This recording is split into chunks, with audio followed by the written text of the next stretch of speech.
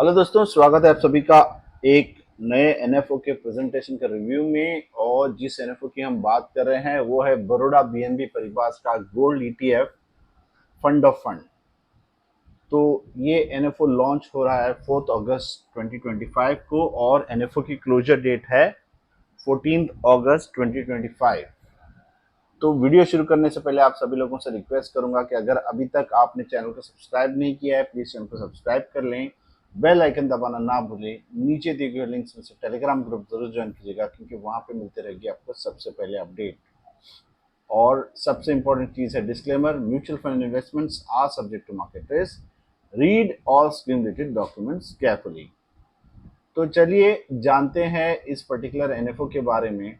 तो ये एक ग्राफिक है जो दिखाता है कि सेंट्रल बैंक जो है और जो इंडियन हाउस होल्ड्स में कितना गोल्ड स्टोर होता है। सेंट्रल बैंक्स दुनिया की जो बात करते हैं, और अगर हम अप्रोक्सीमेट इंडियन हाउस होल्ड्स जो गोल्ड स्टोर करते हैं उसका यहाँ पे ग्राफिक दिखाया गया है।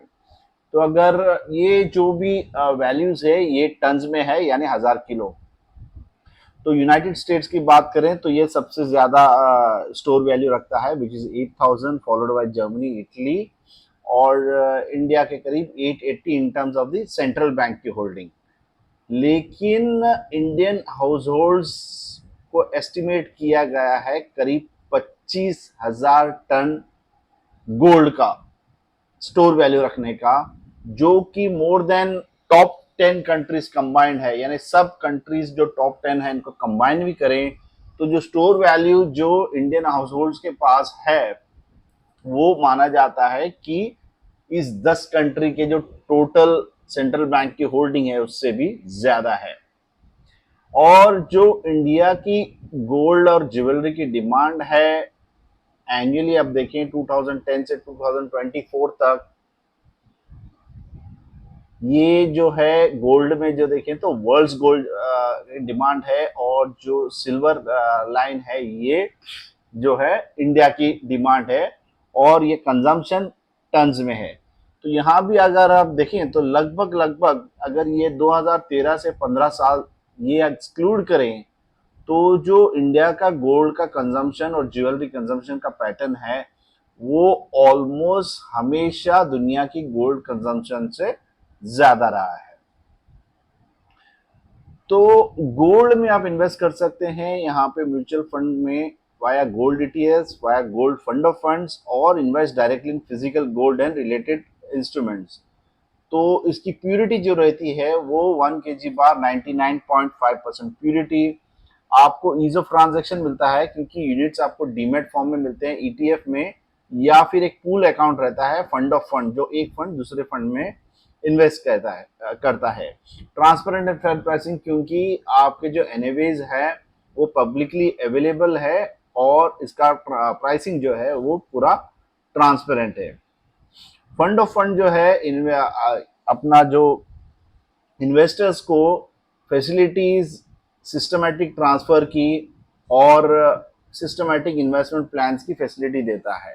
यानी आप गोल्ड खरीदने जाओगे तो आपको फिजिकल गोल्ड इकट्ठा करने में आपको कैपिटल की ज्यादा जरूरत होती है, लेकिन एक सिप के जरिए आप छोटी छोटी क्वांटिटीज में भी गोल्ड में इन्वेस्ट कर सकते हैं। उसके अलावा सिस्टमैटिक ट्रांसफर प्लान, समझो आप कुछ अमाउंट होल्ड कर रहे हैं तो सिस्टमैटिकली अलग अलग फंड्स में आप ट्रांसफर करके इन्वेस्ट कर सकते हैं।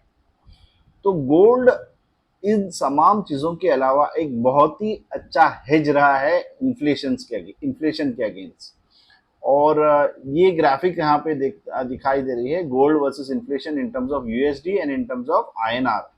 तो हम आईएनआर की तरफ देखते हैं तो यहाँ पे इन 1 year gold has given around 48% returns, and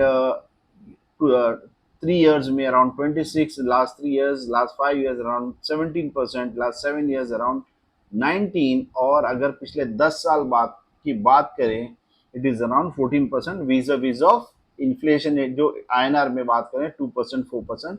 तो ये एक बहुत ही अच्छा हेज है इन्फ्लेशन के अगेंस्ट। और this is one of the things which हमारे दादा परदादा शायद बहुत ही अच्छा यूज करते थे इन्फ्लेशन के अगेंस्ट। जब स्पेशली इक्विटीज और ज़्यादा दूसरे फॉर्म्स ऑफ इन्वेस्टमेंट्स पॉपुलर नहीं थे। और उसके अलावा ये आपको करेंसी डिप्रिसिएशन से भी बचाता है। तो अक्रॉस मल्टीपल पीरियड्स अगर आपने होल्ड किया है तो अगेन गोल्ड आप देखें तो टिपिकली 1 साल 2 साल 3 साल हर टाइम में वर्सेस यूएस डॉलर, आपने समझे यूएस डॉलर खरीदे थे वर्सेस गोल्ड खरीदा था, तो आपके गोल्ड का value has been always more than US dollars.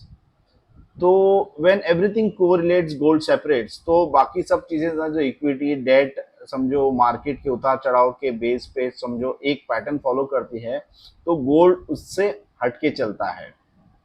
तो अगर हम देखें कि पिछले जो मेजर क्राइसिस पीरियड्स थे जैसे कि ग्लोबल फाइनेंशियल क्राइसिस 2008 में, जब इक्विटीज, ये सिल्वर लाइन जो है इक्विटीज की है और ब्लैक जो है डेट का है और गोल्ड जो है वो गोल्डन कलर यहाँ पे है।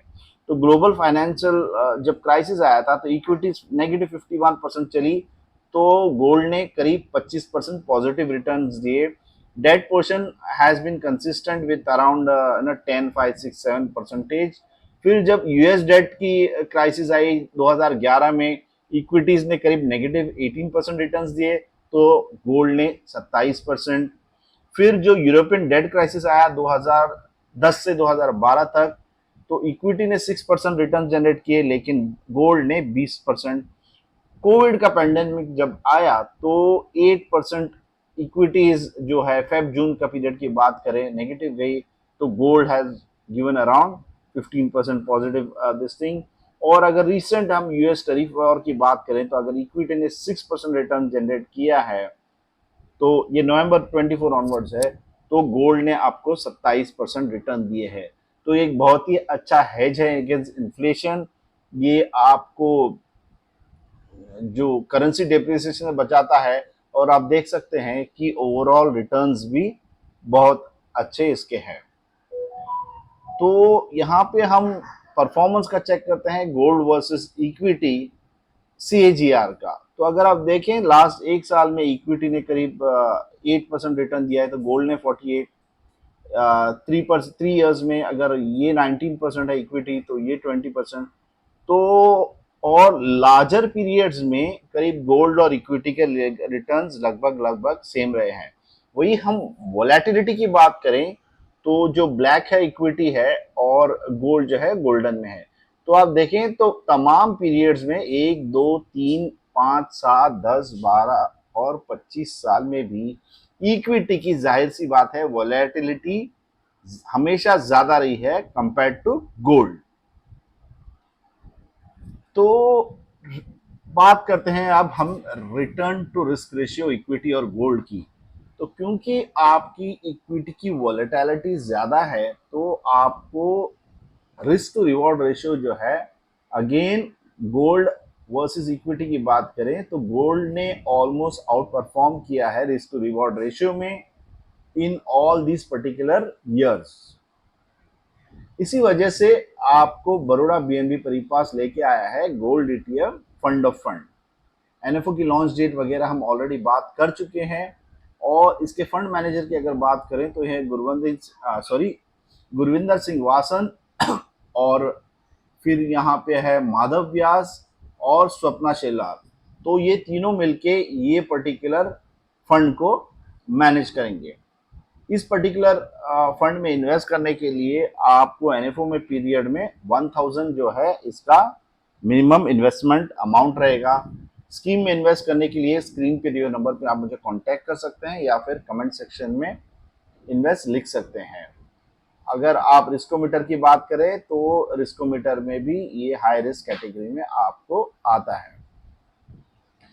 तो इस किसी भी जरिए से आप मुझे कनेक्ट कर सकते हैं, specially the mobile number over here अगर आप इन्वेस्ट करना चाहते हैं। वीडियो को लाइक करें, चैनल को सब्सक्राइब करें, टेलीग्राम ग्रुप जरूर ज्वाइन कीजिएगा क्योंकि वहां पे मिलते रहेंगे आपको सबसे पहले अपडेट। और please do note, mutual fund investments are subject to market risk. Read all scheme related documents carefully before investing. तो मिलते हैं अगले वीडियो में, तब तक के लिए अपना ख्याल रखें और हैप्पी इन्वेस्टिंग।